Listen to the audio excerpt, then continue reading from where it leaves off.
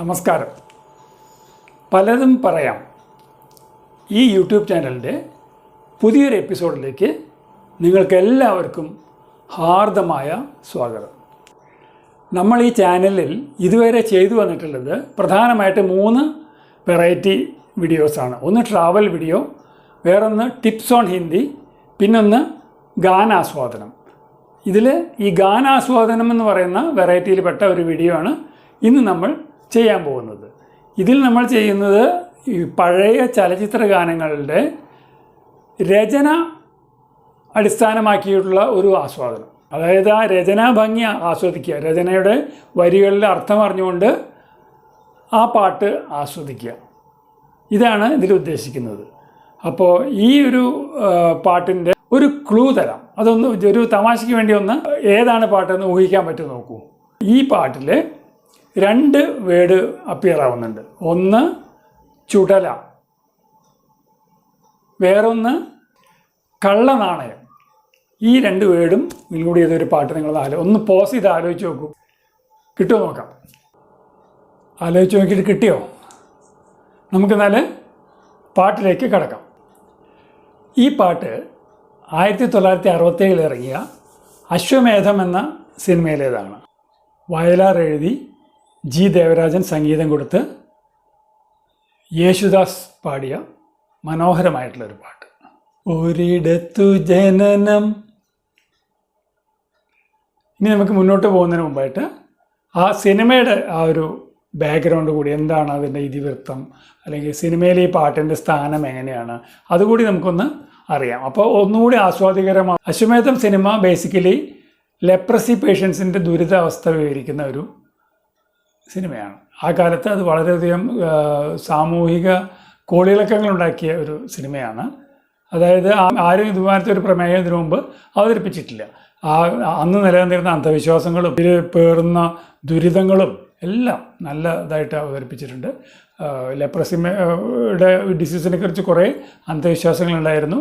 ഇത് മാറാത്ത അസുഖമാണ്, കണ്ടാൽ പകരും, പാപികൾക്കാണ് അതുണ്ടാവുക, അങ്ങനെ അനവധി അന്ധവിശ്വാസങ്ങളുണ്ടായിരുന്നൊരു ഡിസീസാണ് ലെപ്രസി. അപ്പോൾ ആ കാലഘട്ടത്തിൽ നടന്നൊരു കഥയാണിത്. ആ അന്ധവിശ്വാസങ്ങൾ നിലനിൽക്കുമ്പോൾ പിന്നീട് ശാസ്ത്രം അതൊക്കെ അതിജീവിച്ചു, അത് വേറെ കാര്യം. അപ്പോൾ ഈ പാട്ടിൻ്റെ ചിത്രീകരണം ഒരു ലെപ്രസി സാനിറ്റോറിയത്തിലുള്ള ഒരു രോഗി ഇങ്ങനെ മുടന്തി നടന്നു നീങ്ങുന്നത്, രോഗത്തിൻ്റെ അവശത കാരണം മുടന്തി നടന്നു നീങ്ങുന്നതാണ്. അദ്ദേഹത്തിൻ്റെ ആത്മകഥമാരിയോ ഈ പാട്ടിനെ വേണമെങ്കിൽ കാണാം, അല്ലെങ്കിൽ ഒരു അശരീരിമാരി വേറെ എവിടെ നിന്ന് ഈ പാട്ട് കേൾക്കുമ്പോൾ അതിനോട് താതാത്മ്യം പ്രാപിച്ചുകൊണ്ട് ഈ രോഗി നടന്നു നീങ്ങുന്ന അങ്ങനെ നമുക്ക് കരുതാം. ഇതാണ് ആ പാട്ടിൻ്റെ ബാക്ക്ഗ്രൗണ്ട്. ഇനി നമുക്ക് പാട്ടിലേക്ക് കിടക്കാം. ഒരിടത്തു മരണം ചുമലിൽ ജീവിതഭാരം. അതായത് ഈ വാക്കുകളെ ഈ വരിയെ നമുക്ക് 2 തരത്തിൽ കാണാം. ഒരിടത്ത് ജനനം, ഒരിടത്ത് മരണം, ചുമലിൽ ജീവിതഭാരം.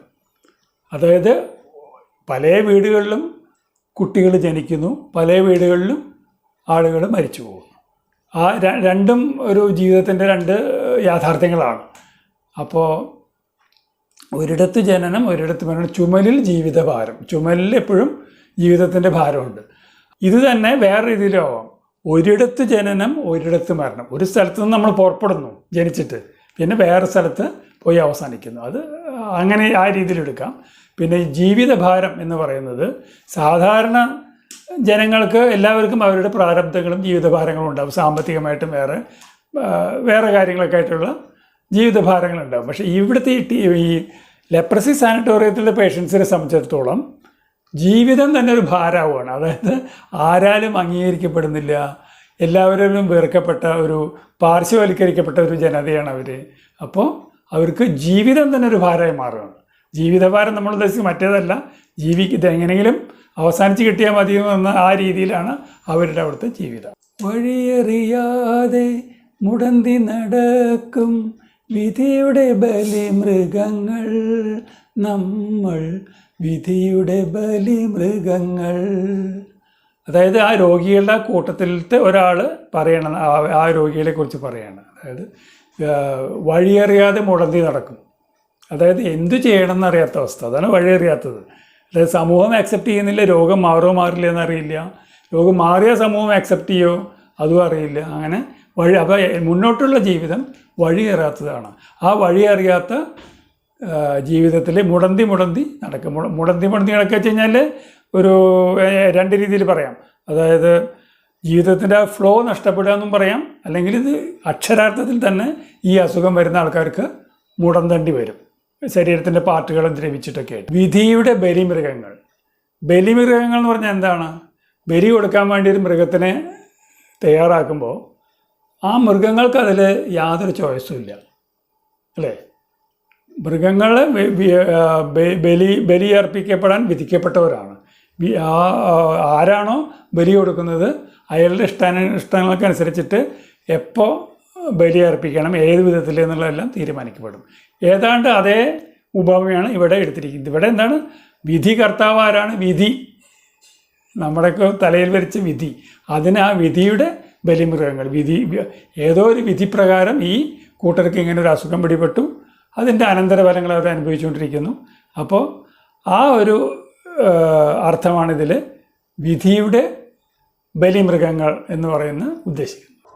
ഈ യാത്ര തുടങ്ങിയതെവിടെ നിന്നോ, ഇനിയൊരു വിശ്രമമെവിടെ ചെന്നോ. ഈ യാത്ര തുടങ്ങിയത് എവിടെ നിന്നാണോ, ഇനിയൊരു വിശ്രമം എവിടെ ചെന്നാണോ, ഇത് രണ്ടും അറിയില്ല. ചോദിക്കുകയാണ്, ഈ രോഗി ചോദിക്കുകയാണ്, ഈ യാത്ര തുടങ്ങിയത് എവിടെയെന്നോ ഇനിയൊരു വിശ്രമം എവിടെ ചെന്നോ. അതായത് ഒരു എല്ലാം അറിഞ്ഞുകൂടാത്തൊരവസ്ഥ. അത് നമ്മൾ പലർക്കും അത് തന്നെയാണ്. നമുക്ക് ജീവിതം തുടങ്ങിയത് അവസാനിക്കുക ഒരു പ്രഹേളികയാണ് ഈ പറഞ്ഞ കാര്യങ്ങളൊക്കെ. ജീവിതം എന്ന് പറയുമ്പോൾ കുറച്ചും കൂടി വിശാലമായിട്ടുള്ള അർത്ഥത്തിൽ തലമുറകളായിട്ടുള്ള അതും ആലോചിക്കാം. നമ്മളിപ്പോൾ ഈ ജന്മത്തിൽ ഇതിന് മുമ്പത്തെ ജന്മം എന്തായിരുന്നു, അടുത്ത ആ ഒരു പുനർജന്മ സിദ്ധാന്തങ്ങൾക്കനുസരിച്ച് നമുക്ക് അങ്ങനെയും ആലോചിക്കാം. അടുത്ത ജന്മം എന്താവും, അപ്പോൾ എവിടുന്ന് തുടങ്ങി എവിടുന്ന് അവസാനിക്കണമെന്നുള്ളത് വലിയൊരു ഫിലോസഫിക്കൽ ക്വസ്റ്റ്യനാണ്. ആ രീതിയിൽ കൊടുക്കാം. ഈ യാത്ര തുടങ്ങിയത് എവിടെ നിന്നോ, ഇനിയൊരു വിശ്രമം എവിടെ ചെന്നു. മോഹങ്ങൾ അവസാന നിമിഷം വരെ, മനുഷ്യബന്ധങ്ങൾ ചുടലവരെ, ഒരു ചുടലവരെ. മോഹങ്ങളുടെ പ്രത്യേകത അതാണ്. അതായത് മോഹങ്ങളെ ശമിപ്പിക്കാൻ ആർക്കും പറ്റില്ല. ഒരു യോഗ്യ വൈദ്യന് മാത്രമേ അത് പറ്റുള്ളൂ. സാധാരണ ജനങ്ങൾക്ക് മോഹങ്ങൾ അവസാന നിമിഷം വരെ ഒന്നല്ലെങ്കിൽ ഒന്നായിട്ട് മോഹങ്ങളുണ്ടാവും. അത് നമ്മളതിൻ്റെ കാര്യകാരണ സഹിതം അത് നടക്കുമോ ഇല്ലയോ അങ്ങനത്തെ ആലോചനകളൊന്നും ഇല്ലാതെയാണ് മോഹങ്ങൾ മനസ്സിൽ ജനറേറ്റ് ആവുന്നത്, അല്ലേ? അപ്പോൾ അതിങ്ങനെ ജനറേറ്റ് ആയിക്കൊണ്ടിരിക്കുക അവസാന നിമിഷം വരെ. മനുഷ്യബന്ധങ്ങളും അങ്ങനെ തന്നെയാണ്. ഏത് സാഹചര്യം, ഇവരുടെ ഈ സാഹചര്യത്തിൽ ഇവർ സാനിറ്റേറിയത്തിൻ്റെ ആ അതിർത്തികൾക്കുള്ളിൽ തടയ്ക്കപ്പെട്ടിരിക്കുന്ന ആൾക്കാരാണ്. എന്നാലും മനുഷ്യബന്ധങ്ങൾ ചുടലവർ, അവരുടെ മനസ്സിലുള്ള മനുഷ്യബന്ധങ്ങളെക്കുറിച്ചുള്ള കാഴ്ചപ്പാടുകൾ, അതായത് അവരുടെ അച്ഛനും അമ്മയും സഹോദരി ഭാര്യ കുട്ടികൾ, ഇതെല്ലാം അവരുടെ മനസ്സിൽ പച്ചയായിട്ട് എപ്പോഴും ഉണ്ടാവും. അത് തീരണമെങ്കിൽ ഈ പറയുന്ന ചുടല വരെ എത്തണം, അതുവരെയും ഉണ്ടാവും. വളരെ സിമ്പിളായിട്ട് വരികളാണ്, പക്ഷേ ഒരു ഫിലോസഫിക്കൽ സെൻസ് കുറേ അധികം കൂടുതലുള്ള വരികളാണ് വയലാർ എഴുതിയിരിക്കുന്നത്. കരളിലെ ചെപ്പിൽ സ്വപ്നമെന്നൊരു കള്ളനാണയം ഇട്ടതാരെ. കവി ചോദിക്കുകയാണ്, എന്ത് കരളിലെ ചെപ്പിൽ. കരളെന്ന് പറയുമ്പോൾ ഞാൻ ഈ പറഞ്ഞ മാതിരി ലിവർ എന്നുള്ള അർത്ഥത്തിലല്ല. കരളെന്ന് പറയുമ്പോൾ ഹൃദയം അല്ലെങ്കിൽ മനസ്സ്. അപ്പോൾ ആ കരളിലെ ചെപ്പിൽ, ഹൃദയത്തിൽ ഈ കള്ളനാണയം ഇട്ടതാരെ. ഹൃദയത്തിനെ ഒരു ചെപ്പായിട്ട് കണക്കാക്കുന്നത്, ഈ നാണയത്തൊട്ടുകളും പൈസ കിട്ടി വയ്ക്കുന്ന ചെപ്പായിട്ട്. ആ ചെപ്പിൽ ഈ നല്ല നാണയങ്ങൾക്ക് പകരം ഈ കള്ളനാണയം ആരിട്ടു എന്നാണ് ചോദിക്കുന്നത്. കണ്ടാലകലുന്ന കൂട്ടുകാരോ, കല്ലെറിയാൻ വന്ന നാട്ടുകാരോ. കൂട്ടുകാർ കാണുമ്പോൾ തന്നെ ഇനിയിപ്പോൾ ഈ രോഗിയായിട്ടുള്ള സമ്പർക്കം വേണ്ട വെച്ച് കഴിഞ്ഞ് മെല്ലെ മെല്ലെ അകന്നു പോകുന്ന ആ കൂട്ടുകാരാണോ സ്വപ്നം വന്ന കള്ളനാണയം ഇവരുടെ മനസ്സിൽ കിട്ടത്, അതോ കല്ലെറിയാൻ വരുന്ന നാട്ടുകാർ സുഹൃത്തുക്കളെക്കാൾ ഒരു പടി കൂടി അപ്പുറത്താണ്. അവർ കല്ല് തന്നെ എറിയും ആ കാലത്ത് ഈ രോഗികൾ. അതിൽ ആ സിനിമയിൽ ആ രോഗി പറയുന്നൊരു വേറൊരു രോഗിയോട് പറയുന്നൊരു ഇതുണ്ട്. അയാളുടെ മുഖത്ത് കാണുന്ന പാടുകളൊന്നും രോഗത്തിൻ്റെ അല്ല, ഈ ചായപ്പീടികയിൽ ചായ കുടിക്കാൻ ചെല്ലുമ്പോൾ തിളച്ച വെള്ളം മുഖത്തേക്ക് ഒഴിച്ചതിൻ്റെ പാടുകളാണ്. അതായത് രോഗത്തിനേക്കാൾ കൂടുതൽ സമൂഹം അവരിൽ ഏൽപ്പിച്ച ആഘാതങ്ങളാണ് അവരെ തളർത്തുന്നത്, അല്ലെങ്കിൽ അവരെ വിരൂപരാക്കുന്നത്. നല്ല വരി, ആലോചിക്കാൻ മാത്രമുള്ള വരികളാണത്. ഈ മണ്ണിൽ കിടക്കുന്ന കൊഴിഞ്ഞ പൂക്കൾ, ഇതുവഴി പോയവർ തൻ കാലടികൾ. അതൊരു ആലങ്കാരികമായിട്ട് പറയാണ്. ഈ വഴിയിൽ കിടക്കുന്ന കൊഴിഞ്ഞ പൂക്കൾ ഈ രോഗികളെ തന്നെ ഉദ്ദേശിക്കുന്നത്. അതായത് അവരുടെ ഇനി അങ്ങോട്ടുള്ള ജീവിതം കഴിഞ്ഞു. അപ്പോൾ അവർ കൊഴിഞ്ഞു പോയ പൂക്കൾക്ക് പിന്നെ ലൈഫ് വേറെ ഇല്ലല്ലോ. അപ്പോൾ അത് തന്നെ ഈ മണ്ണിൽ കിടക്കുന്ന കൊഴിഞ്ഞ പൂക്കൾ, ഇതുവഴി പോയവർ തൻ കാലടികൾ. അതായത് ഒരുപാട് പേര് ഈ വഴി കൂടെ തലമുറയായിട്ട് ഈ നൂറ്റാണ്ടുകളായിട്ട് ഈ അസുഖം അനുഭവിച്ച് മുന്നോട്ട് കടന്നു പോയവരുണ്ട്. അതാണ് ഇതുവഴി പോയവർ തൻ കാലടികൾ. ആ കാലടികൾ എന്തുണ്ടാവുന്നതെല്ലാം അക്കരെ മരണത്തിനിരുൾ മുറിയിൽ അഴുക്കു വസ്ത്രങ്ങൾ മാറി വരും, അവർ മടങ്ങി വരും. അതായത് ഇവരൊക്കെ എവിടേക്കാണ് പോകുന്നത്? അക്കരെ മരണത്തിൻ്റെ മരണം എന്ന് പറഞ്ഞൊരു അനിശ്ചിത ഒരു ബിഗ് സീക്രട്ടാണ് അല്ലേ. അപ്പോൾ അതിനാണ് ഇരുൾ മുറിയായിട്ട് ചിത്രീകരിക്കുന്നത്. അതായത് വ്യക്തതയില്ലാത്ത, ഒന്നും കാണാൻ പറ്റാത്ത ഒരു ഇടം, ഒരു ആശയം, അതാണ് പറയുന്നത്. അപ്പോൾ അക്കരെ ഈ ഇരുൾമുറിയിൽ അഴുക്കു വസ്ത്രങ്ങൾ മാറി വരും, അവർ മടങ്ങി. ഇതിൽ രണ്ട് കാര്യങ്ങളുണ്ട്. ഒന്ന്, മനുഷ്യൻ്റെ പ്രത്യാശയിൽ കൂടിയാണ് നമ്മളെല്ലാവരും ജീവിക്കുന്നത്. അതാണ് നമ്മുടെ ജീവിതത്തിന് മുന്നോട്ട് കൊണ്ടുപോകുന്നത്. അപ്പോൾ ഈ പ്രത്യാശ എന്ന് പറയുന്നതും ചില ആൾക്കാർക്ക് വളരെ സ്ട്രോങ് ആണ്, ചില ആൾക്കാർക്ക് വളരെ കുറവ്. ഈ വളരെ കുറവുള്ളവരാണ് ഈ ആത്മഹത്യയുടെ വഴിയിലേക്കൊക്കെ നീങ്ങുന്നത്.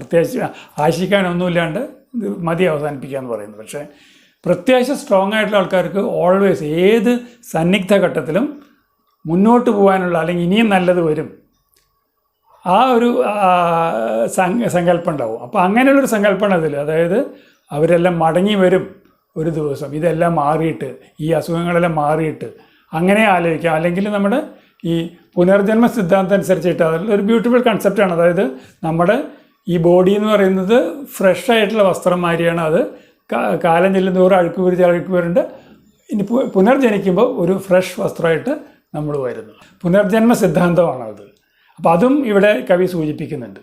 അങ്ങനെ മൊത്തത്തിൽ ഒരു ദാർശനിക സ്വഭാവമുള്ള ഒരു കവിതയാണ് ഇത്.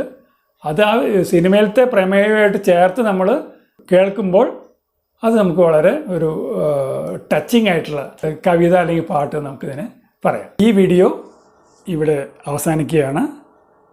നിങ്ങളെല്ലാവരും അത് എൻജോയ് ചെയ്തിട്ടുണ്ടാവുമെന്ന് ഞാൻ വിചാരിക്കുന്നു. ഈ ചാനലിൽ ഇതുവരെയും സബ്സ്ക്രൈബ് ചെയ്യാത്തവരാരുണ്ടെങ്കിൽ ദയവേത് സബ്സ്ക്രൈബ് ചെയ്യണം. അതേമാതിരി ഈ ഇപ്പോൾ പാട്ടിൻ്റെ വരികളുടെ ഒരു മീനിങ് നമുക്ക് ഏതാണ്ട് പിടികിട്ടില്ലല്ലോ. അപ്പോൾ ഈ മീനിങ് അറിഞ്ഞുകൊണ്ട് യൂട്യൂബിൽ നിന്ന് ഈ പാട്ട് ഡൗൺലോഡ് ചെയ്തൊന്ന് കേട്ട് കഴിഞ്ഞാൽ ഒന്നും കൂടി നമുക്കത് ആസ്വദിക്കാൻ പറ്റും. ഈ അശ്വമേധം എന്ന് പറഞ്ഞ സിനിമ നിങ്ങൾ എന്തായാലും ഒരു പ്രാവശ്യം ഒന്ന് കാണണം. കാണാൻ മാത്രമുള്ള സിനിമയാണ് അത്. ഇപ്പോൾ ഈ പറഞ്ഞ വ്യാഖ്യാനങ്ങളിൽ എന്തെങ്കിലും തെറ്റുകുറ്റങ്ങളുണ്ടെങ്കിൽ, അല്ലെങ്കിൽ ഒരു അഡീഷണലായിട്ട് എന്തെങ്കിലും പറയാനോ അല്ലെങ്കിൽ ഒരു സജഷനോ എന്തെങ്കിലും ഉണ്ടെങ്കിൽ കമൻറ്റ് ബോക്സിൽ ഒന്ന് റെക്കോർഡ് ചെയ്യണം. അപ്പോൾ ഞാനത് അടുത്ത വീഡിയോയിൽ അതിൽ നിന്നും കൂടി പാഠം ഉൾക്കൊണ്ടുകൊണ്ട് അടുത്ത വീഡിയോ ഒന്നും കൂടി നന്നാക്കാൻ വേണ്ടി ശ്രമിക്കാം. ഇനി അടുത്തൊരു വീഡിയോയിൽ കാണുന്നതുവരേക്കും ശുഭമംഗളം. ബൈ.